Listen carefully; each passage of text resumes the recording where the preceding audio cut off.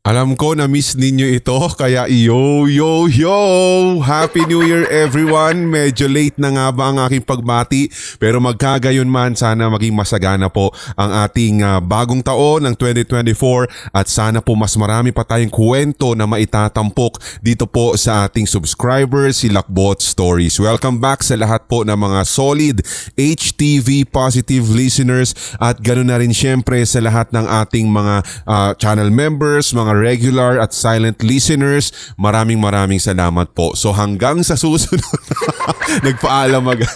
Ako po muli si Red, bawal tumawa at titiyakin namin na itong mga batch ng kwentong ito ay kahit papaano tatayuan ka talaga ng balahibo. Kaya kapit lamang po sa matigas at himas lang sa madulas mga kwento ni na Ruth, unknown sender at yung isa pa, si Charles. Dito po syempre sa ating SHS. You are listening to Subscribers Hilakbot Stories, true horror stories submitted by HTV positive listeners. Umpisan po natin sa kwento ni Ruth. Magandang araw po at bago lamang po ninyo akong tiga-subaybay. Sana ay mapagbigyan po ninyo, ito na nga po. At actually, ang nakasulat po dito, Sir Neb, sabi niya. Pero on the long run, doon sa gitna, nakita ko na si Red. So parang siguro multiple sent na naman ito. Sana po kung sakaling nabasa to kay Neb, huwag kayong magtaka dahil isa lang yung sender natin kasi. So ito na, dahil nandito na rin lang, atin na pong basahin ang kanyang kwento at bahala na po kayo na humusga kung ano po yung pwede ninyong ikomento sa kwento niyang ito. Sabi niya, 12 years ago na po ang nakararaan nang mangyari po sa akin ito. Ngunit naaalala ko pa ang bawat pangyayari. Kolehiyo po ako noon sa isang pamantasan ng lungsod ng Pasig at nagbukas ang munisipyo ng Pasig kasi ng programang kung tawagin ay ISPES. Okay. So ito po yung special program for the employment of students. So parang mga estudyante na magtatrabaho kada vacation para maging kahit papaano productive yung kanilang vacation, and then at the same time ay kumikita sila at itong kanilang kinikita ay pwede nilang gamitin kapag nagbukas na ulit ang regular school days. So yun po yung tinatag na ISPES o Special Program for the Employment of the Students. Okay, so ito na siya. So natanggap daw po siya at na-assign sa Pasig City Museum bilang tour guide for 20 days. Excited po talaga ako noon dahil unang trabaho ko po ito kaya talagang pinagbutihan ko ito. Pero yung museum po ay may kakaibang vibes. Sa pagkakaalam ko, ang Pasig City Museum po kasi ay dating mansyon ng isang mayamang pamilya na tubong Pasig at ginawa po itong museo upang mapreserba at nang kahit papaano ay ma-retell yung history at ganda nito. Kapag ako po yung naka-duty, ewan ko ba kung bakit ang pakiramdam ko ay laging mabigat at parang ako ay binabantayan ng kung sino. Hanggang sa sumapit nga yung ika-5 araw ko sa trabaho bilang tour guide, and usually iniiwasan ko talaga na mag-tour ng 4:30 hanggang 5 PM, ngunit isang hapon po ay may isang matandang lalaki na gustong mag-tour at 2 lamang po kami ng aking kasama. Inilakad naman po siya sa loob ng mansyon o dun sa museum at sa kilos ko, ako'y nagmamadali at gusto ko na rin po talagang matapos yung tour kasi kinikilabutan na talaga akong pumanhik sa second floor. Ito naman pong matandang lalaki ay dahan-dahan na rin na maglakad. Para bang inuusisa niya ang lahat ng laman nitong museum. So kasama din yung aking katrabaho. So ako naman lumakad patungo sa hagdan pababa. At sa harap po ng hagdan na ito ang kwarto ng anak na babae ng Don at Donya at ngayon ay ginawa ng storage room. So habang ako'y naghihintay sa matandang lalaki at sa katrabaho ko, Yung pintuan po talaga ng kwarto, Sir Red, ay dahan-dahang pumihit at nagbukas. Agad naman ding sumara ito after ilang segundo. Ang lakas talaga ng kabog ng dibdib ko at bigla po akong nanlamig. Sa pangyayaring iyon, naniniwala na ako na totoo yung mga kababalaghan na noon ay usap-usapan patungkol sa museum. Minadali ko pong matapos yung 20 days ko bilang tour guide, ngunit hindi pa doon nagtatapos yung kababalaghan. May isang gabi po nang ako ay managinip at nasa loob po ako ng kwartong iyon na may malaking salamin. Nakasuot po ako ng pangsinaunang panahon. Hindi pa po ako nakakapasok sa kwartong iyon as in. Pero nang sinabi ko sa mga boss ko na napanaginipan ko, isinama nila ako sa kwarto at totoong meron pong malaking salamin doon. Sa takot ko nga po ay hindi na ako ulit nag-apply ng SPES. Sa mga tigapakinig na nais pong mabisita itong Pasig City Museum, basta't pakiusap ko lamang po na kayo po ay magbigay ng respeto, huwag magtatakbuhan o kaya naman ay maghihiyawan dahil ang museyong iyon ay buhay. You are listening to Subscribers Hilakbot Stories, true horror stories submitted by HTV Positive listeners. Maraming salamat sa kwentong ito, Ruth, kahit na naka-multiple send na naman ito.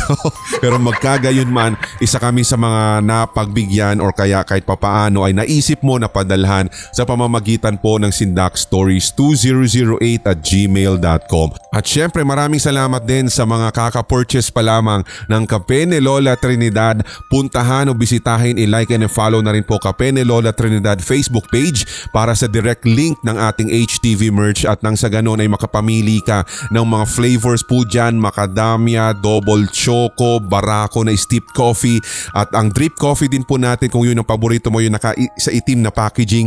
Nako, the best din po yan. Syempre yung paborito natin na hazelnut and butterscotch. Available pa rin po kaya now na puntahan nyo na po at wag lang mag-add to cart. Talagang i-check out mo na yan bago ma-i-check out ng iba. Maraming salamat po syempre. Thank you! Sa lahat ng mga sumusuporta, lalong-lalo na yung nakaraan from Pasay City, from Batangas City. Kilala nyo na po kung sino-sino kayo at ang aking pagpapasalamat once again syempre sa inyong pagbili, sa inyong pagsuporta, pag-follow ng HTV merch po natin at sa lahat ng mga iba pang items na on hand or nandyan po sa ating mumunting tindahan online. Okay? So anyway, pagdating naman dito sa mga museum, madali po natin talagang masagot kung bakit ang mga museo kadalasan ay talagang masasabi o pinaniniwalaang haunted. Alam naman po natin syempre na pag sinabing museo, dapat sana ito nga yung alam mo yung places of history kung saan ka makakakuha ng mga bits of information patungkol sa nakaraan, yung mga makakakita ng mga ancient na artifacts, di ba, mga ganyan. At syempre yung kung paano ba nag-develop yung isang lugar. When it comes to Pasig City Museum, sa pagkakatanda ko, nakita ko na to or napasok ko na ito nung elementary ako. And sa pagkakatanda ko, itong bahay na ito or yung mansion, bago po siya naging museo, ay talagang totoo yung sinasabi dito kanina ni Ruth na ito po ay mansyon ng isang maimpluwensya. Hindi lamang maimpluwensya, hindi lang mayamang angkan, kundi former mayor ng Pasig City. Kung hindi ako nagkakamali sa pagkaka-recall ko ha. And itong mansion na ito, itong malaking bahay na ito ay nagsilbi pong gift niya sa kanyang asawa. Na kung saan, syempre maraming pinagdaanan na alam mo yon na pati American period, yung World War II, and kung di rin ako nagkakamali, somewhere 2000, 2001, 2002 nang ito po ay na-inaugurate bilang isang museum. Okay, so dyan nyo po makikita may mga diorama dyan may mga painting, mga artwork, may mga alam mo yon kung ano-ano pa yung mga historical development na talagang alam mo yung pinagdaanan ng Pasig City mula sa British occupation, American period. So kayo po, try nyo na rin pong puntahan and wag na lang muna nating isipin yung creepy vibe kasi minsan nasa isipan or minsan nasa kanya-kanyang ano lang tayo dito kanya-kanya lamang na kumbaga parang interpretation, iniisip na minsan ay kay Ruth ganito pero sa akin pagpunta ko naman dun wala namang naramdaman, parang ganon. And idudugtong ko lang bago ko tuluyang makalimutan guys yung tungkol doon sa sinasabi nga natin ng mga museum, kung bakit yung mga museum ay believed to be haunted. Syempre hindi naman natin maiwasan, depende po kasi ito sa lokasyon, depende talaga sa kung ano yung naging history nitong isang lugar bago po siya naging museum. Para po sa kaalaman ng lahat, katulad nito yung kinatatakutan yung pamoso na Clark Abandoned Hospital. At ito po kasi ay na-acquire ng NHCP or ng National Museum of the Philippines kung hindi ako nagkakamali. At ngayon po ay co-convert na nila ito bilang isang museum. So let's wait sa mga masasabi natin mga creepy stories na naman kahit na naging museum siya or na-convert sa isang very useful na structure. At yan yung aabangan natin na kahit siguro naging modern na yung itsura, kahit naging museum na siya, andun pa rin sigurado kakabit at kagabitan pa rin po yan ng mga kwentong katatakutan. Pustahan tayo, babalikan ko ang episode 301 natin pag meron akong nadinig o meron tayong mga another storytelling tungkol sa mga museum at tungkol dito sa dating Clark Abandoned Hospital na ngayon po ay alam mo yung National Museum of the Philippines acquired na structure na. So abangan natin yan. Babalikan ko talaga to. But anyway, babalikan natin din muli yung sinasabi natin dito na pagdating sa mga museum kasi nga depende sa location, depende sa naging history niya kasi most of the time alam niyo yun, naging torture chamber o kaya maraming pinaslang noong mga panahon ng Hapon, panahon ng digmaan, mga ganyan. Doon sa mga lugar na bigla na lang o kinonvert na bilang isang museum. Diba? Aminin natin yan sa hindi. Kumbaga parang marami siyang nasaksihan ng mga dark history ng lugar na iyon na kung pwede nga lang siyang magsalita ay pwede niyang sabihin sa atin or siya mismo magkwento sa mga pinagdaanan ng lugar bago sa kasalukuyan ay naging museo. So katulad na lamang syempre nag-Carlan Underground, diba mga ganyan, ano pa ba yung bahay ni Aguinaldo. At marami pa pong iba kaya talagang hindi na magiging iba sa atin at hindi na po talaga kagulat-gulat or katakataka na meron po magbabahagi sa atin ng kwentong katatakutan sa mga museo. But anyway, maraming salamat po sa pag-send ng kwentong ito, Ruth. At proceed tayo sa ating second story at ito naman ay mula sa isang unknown sender.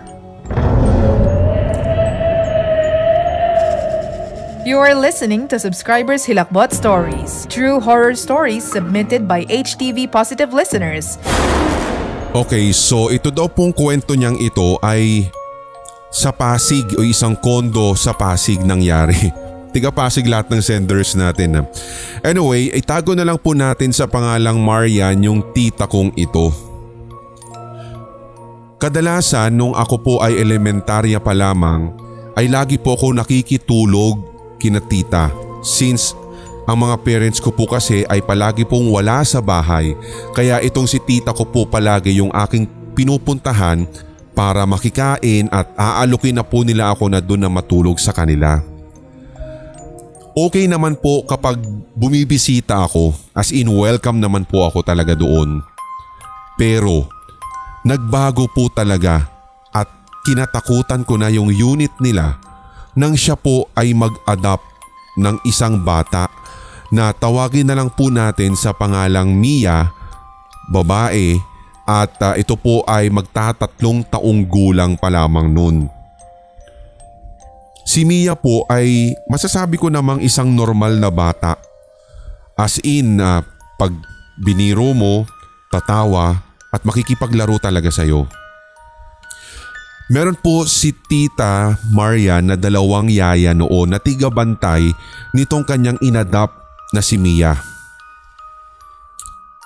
Pero pagdating po nung 2014 or 15, nang si Mia po ay marunong nang magsalita As in yung nakakapagsalita na siya ng dire-diretso ng at least 3-5 words Tagalog. Dito na po nag-start na meron silang napapansing hindi maganda sa bata. Ang nakakatakot kasi dito, Sir Red, ay paminsan ako mismo yung nakakasaksi sa kung paano po siya magsalita ng dire-diretso. At ang isa pa sa ipinagtataka namin ay kung papaano siya nakakapagsalita ng mga ibang lengguwahe nang wala naman pong nagtuturo sa kanya. Kung English ay okay lang. Pero Sir Red, maniwala kayo sa hindi at mga tigapakinig. Meron po akong nasaksihan ng isang beses na siya po talaga ay dire-diretsyong nagsalita ng Latin. Wala naman po siyang ibang pinapanood na masasabi natin na kung saan siya pwedeng matuto nito, and given the fact na siya po ay mag-aapat na taong gulang pa lamang. Ang alam po ni tita ay normal lamang po itong problema sa isang bata.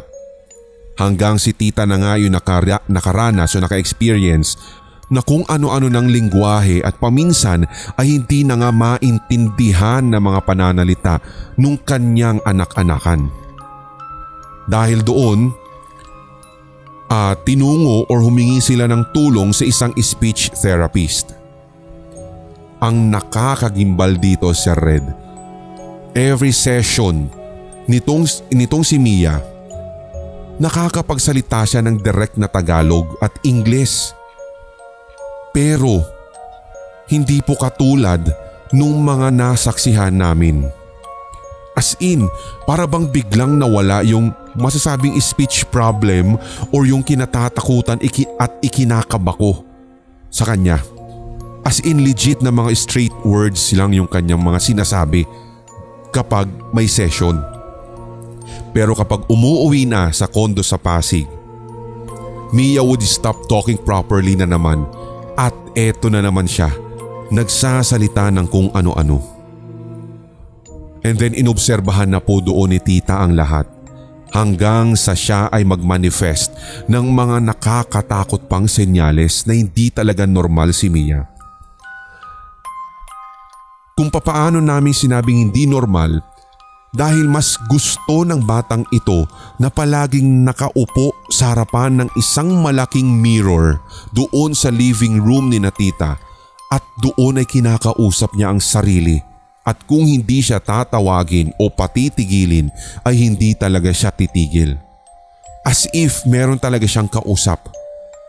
Minsan pa nga nang ako ay makitulog doon, nakita ko at nasaksihan talaga si Red na tumatawa siya ng maraming beses kahit na mag-isa siya sa sulok. Meron din daw pong pagkakataon ng 3:00 ng madaling araw nang magising si tita at hinanap po niya si Mia dahil hindi po niya ito nakatabi or wala na po sa tabi niya sa bed. Nang pumunta daw po si tita sa living room nila, nandun na naman daw po si Mia sa harapan ng malaking salamin, nakatitig at hinahawakan pa yung mirror. Dahil doon, napagdesisyonan po ni Tita Marian na imbitahan or papuntahin sa bahay nila yung kanyang pinakamatagal ng kasambahay. Kasi mas mabantay talaga sa anak niya itong kasambahay na ito. Ang isa pa sa mga sinabi ni tita kung bakit gusto daw po niya na itong yayang ito yung magbabantay kay Mia dahil sa probinsya na ito at tiyak ay maraming alam patungkol sa mga espiritu at mga ligaw na mga entities. Hindi nga po namin alam, Sir Red, kung anong meron sa yayang ito o dun sa kasambahay ng aking tita Marian na nung siya nga po ay dumating na at nagsimula ng magbantay kay Mia, parang naging normal ang lahat at nawala yung mga nakakahilakbot na manifestation o kaya naman ay yung mga senyales na parang may kakaiba kay Mia. Marahil meron pong anting-anting o kaya naman ay may isinagawang ritual na hindi namin alam itong kasambahay niyang ito doon sa bata. Kaya parang bigla na lamang pong naging normal ang lahat. Kaya thanks dito sa yayang ito at kahit papaano ay nawala at naging normal si Mia. Pag tinatanong naman po namin si Mia sa kasalukuyan na kung natatandaan pa ba niya ang kanya mga ginawa nung siya ay 3 o 4 na taong gulang pa lamang o yung mismong nangyayari sa kanya yung mga napansin namin, ang sagot niya ay hindi. You are listening to Subscribers Hilakbot Stories, true horror stories submitted by HTV Positive listeners. Kinilabutan ako legit doon sa kwentong ito. Maraming salamat dito kay Unknown Sender sa pagbabahagi ng kwentong ito. At sana nga mabigyan mo kami ng development or update pa para nang sa ganun ay alam mo yun, mas sumaba yung kwento ni Mia. Tuloy naging interesado ako sa kwento niya. Talagang may mga ganyan. Sabi nga natin ng paulit-ulit na from the previous episode na ng SHS, susceptible ang mga bata pagdating po sa mga paranormal. Mga nakakakita, nakakala nila tunay na tao, na kinakausap pa nila at imbes na takot yung maramdaman, parang akala nila tao di ba? Akala nila normal lang na nakakasama, nakakasalamuhan natin sa loob ng bahay. Pero hindi pala. Kaya minsan bantayan talaga natin yung mga bata pagdating sa mga ganitong klase mga senyales at nang sa ganun ay may isang guni natin sa mga alam mo yun maalam sa pagpapaalis o kaya sa mga pagbibigay ng mga pwedeng masabi nating pananggalang sa mga kabataang ito, sa mga musmus na ito kasi nakakatakot. Diba? Baka matulad sila sa mga pelikula na alam mo yung kinukuha, mga ganun. Kaya nakakatakot lang. Kinilabutan ako ng legit. Higop muna kape ni Lola Trinidad guys. Macadamia flavor. Masarap din po ito kahit wala pong milk na ilalagay. Promise. Okay, so tikman nyo na bago matikman at maubos ng iba. Third story naman po tayo at sa pagkakataong ito ay mula naman kay Charles. At tiga daw po siya, Sitio Cabuyao sa Novaliches, QC. You are listening to Subscribers Hilakbot Stories, true horror stories submitted by HTV Positive listeners. So sabi niya dito, kumpleto ang aming pamilya nung kami po ay tumira sa Sitio Cabuyao sa Novaliches. Pero nagbago po ang lahat nang nagkaroon po ng palagiang pag-aaway ang aking mga magulang. Dahil sa selos. Hindi ko naman po masisisi ang aking mga magulang dahil sa aking pagkakaalam ay pareho lamang naman silang mali. Kung pwede nga lang po akong sumagot sa aking mga magulang ay ginawa ko na po pero dahil nga po syempre anak ako, mas pinili ko na lamang pong manahimik at hinayaan na lamang sila na ma-realize yung kanilang pagkakamali. And isa pa, usapang matanda iyon. Wala naman po siguro makaka-fix ng kanilang naging problema kundi sila lamang at hahayaan na lamang namin na sana ay ma-realize nila na magkabati o kaya magkaayos sila alang-alang lamang sa amin. September 4, 2023 ay maganda ang aking gising dahil kasama kong natulog ang aking mahal na amor. Ngunit may duty po siya or pasok sa kanyang trabaho kaya gumising na ako ng maaga kahit ako po ay antok na antok pa para maasikaso lamang siya, makapagluto at nang makakain siya upang maging busog naman siya bago umalis ng bahay para sa isang buong maghapon na pagtatrabaho. So lumabas po ako nung tanghaling iyon matapos ko pong mag-rank game sa ML. Dahil nagutom din po ako kaya bumili na po ako ng paborito kong siomai sa labas.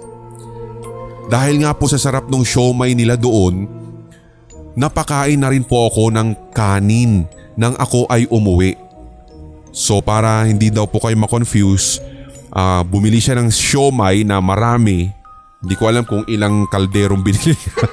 Tapos inuwi niya at doon niya ikinain. dahil yung kanin ay naroroon sa bahay. So ikinanin niya. So naparami daw ang kanyang nakain. So ang nangyari, nung matapos nga po ang aking pagkain na iyon, hindi ko na malaya na yung pagtambay kong muli doon sa aming second floor ay nakatulog ako. So dito ko na po ipapasok yung kakilakilabot na napanaginipan ko. Sabi niya pa, mangyaring basahing mabuti, Sir Red. Inutusan pa ako. Okay, so ito. Namnamin ninyo ito guys dahil talagang ito daw yung kanya napanaginipan. Sa aking panaginip, ako daw po ay nasa hindi kilalang bahay, subalit alam ko naman na sa amin yun. Sa panaginip kong iyon, ako daw po ay takot sa mga highest place. Kaya po nung ako po ay umakyat ng napakataas na second floor ng bahay, ako po talaga ay kumakapit sa gilid ng hagdan. Ngunit sa aking panaginip ay bigla itong nag-iba. Para bang naging kasino yung buong bahay na aking inakyat at lahat ng aking kapamilya ay naglalaro doon bukod sa akin. So tumambay ako sa bintana. Pinagmamasdan sila at halos 1 oras na nang makalipas sa aking panaginip ay ako na lang yung biglang nagising sa panaginip ko nang wala akong maalala. Okay guys ito babasahin ko lang. Sabi niya basahin ko daw mabuti so hindi ko napapalitan, hindi ko na i-edit. Sabi niya, so nagising sa panaginip ko nang wala akong maalala at ibang tao ang aking nakita. Nabatid ang sobrang pag-aalaga sa akin na para bang ako'y nawala ng sobrang tagal na panahon. Nakita ko rin ng aking paa ay may nakatusok na bakal na hindi ko malaman kung ano iyon o kung saan ko ito nakuha, ngunit sa pagkakataong iyon ay naguguluhan ako at nang sabi ko sa aking tigabantay silid na kung ano ang nangyari kasi kahapon lang ay natulog ako. Pagising ko ay ganito na ako. Inaakala ko ngang prank lamang ito pero nang aking galawin ang katawan kung ito ay sobrang sakit. As in namimilipit ang kaloob-looban ng aking buto at ako'y napaluha dahil sa hindi ko maintindihang nararanasan. Hanggang sa may lumapit po sa akin na ikwinento ang lahat ng pangyayari. Ayon dito, 10 taon na daw nang nakakalipas, ako daw kasi ay nahulog sa aming second floor at tumama ang aking paa sa matulis na barikada ng aming bahay at nauntog ang ulo ko sa matigas na semento. At ako'y nawala ng napakaraming dugo hanggang sa nakomatose po ako ng 10 taon. Pinapasabi ng mga magulang mo, ayon doon sa kumausap sa akin, na sa oras na ikaw ay magising ay mahal na mahal ka daw nila at lahat ay gagawin nila upang ikaw ay maging maayos at maging stable upang nang sa ganun ay magising na. Naiyak ako ng labis, Sir Red. Sobrang sikip ng aking dibdib na gusto kong yakapin ng aking mga magulang na ginawa ang lahat para sa akin pero hindi ko na magawa dahil wala na sila at hindi na nila naabutan ang aking pagising. Ako'y walang nagawa o magawa at iniyak ko na lang ang sakit at bigat ng nararamdaman ko hanggang inisip ko sa aking panaginip na sana'y panaginip lamang ang lahat ng ito at pinaulit-ulit ko sa aking isipan at sa aking panaginip na sana ay magising na ako at talagang totoong mundo na ang aking makita. So chinek ko ang aking mga paa, ang oras at ang araw. Subalit naramdaman kong basang-basa ng luha ang aking mga mata. Ang aking naramdaman sa pagkakataon na nagising na ako ay totoo na. Akala ko nga din po ay may nangyari na rin sa katawan ko. So ang lahat pala ay panaginip.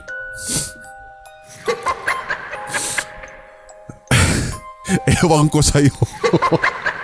Okay, so yun na guys, maraming salamat daw sa pagbabasa daw po natin ng ating ng kanyang kwento at sa pagbabahagi ng dito sa Sindak Stories 2008 at Gmail. Para tuloy ako nahawa. Ang daling gumulo to. You are listening to Subscribers Hilakbot Stories, true horror stories submitted by HTV Positive listeners. Siguro itong si Charles. Charles, ano ka ba? Nasa ano ka ba? Elementary or papaano? Kasi medyo na-confuse talaga ako dito sa kwento mo. So doon sa panaginip niya siguro, hindi dapat. Ang title niya kasi is comatose, so hindi dapat comatose sa title nito, bangungot ang dapat dito kasi nakapanaginip ka ng ganitong klase mga senaryo, nakakala mo ay patay ka na, mga ganyan, nakakala mo, di ba kasi hindi ka na nakakilos, tas nagising ka bigla na may kung ano-anong mga nakita mo mga imahe, kung ano-anong mga kwento, hindi kaya ano ka? Crazy? Are you crazy? Maraming salamat na sa iyo, Charles. Kahit papaano, sabi ko sa inyo, open pa rin naman po kami sa ganitong klaseng mga, alam mo yung mga senders. Hindi man siya nagpapatawa pero natawa lang talaga ako kasi talaga hindi ko lang naman na process na gets. So yun, at least sabi niya, hindi siya totoo. Good thing hindi siya totoo, di ba? Mabuti na yon. Maraming salamat sa iyo. Pero hindi ko lang, medyo confusing lang, parang nag-jump ka kasi bigla mula doon sa inintro mo sa akin na kumpleto ang pamilya, nag-aaway ang mga parents mo, tapos hindi mo masisisi, tapos biglang ganito, hindi kaya parang dahil naging, alam mo yun, naging kim-kim o nakimkim mo ng husto yung sa pagkabata mo, itong nangyari sa iyo, para naging traumatic para sa iyo yung nakikita mo nag-aaway ang mga magulang mo, hindi kaya nadala mo yan hanggang sa pagtanda mo kasi sabi mo may mahal na amor ka, di ba?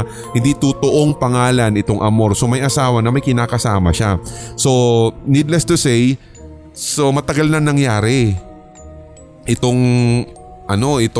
mga magulang niya na nag-aaway, di ba? Parang ganun. Hindi kaya yan, nadala mo hanggang sa pagtanda mo, tapos yan yung naging, alam mo yun, dyan humigop ng negative na thoughts, tapos dahil dala-dala mo pa rin hanggang sa pagtanda mo, yan yung biglang nag-roll dyan sa iyong isipan nung ikaw ay nabangungot, di ba? So, ikaw bahala kung ano yung gusto mong, ano yung mai-interpret mo dito ba? Parang ganun, di ba?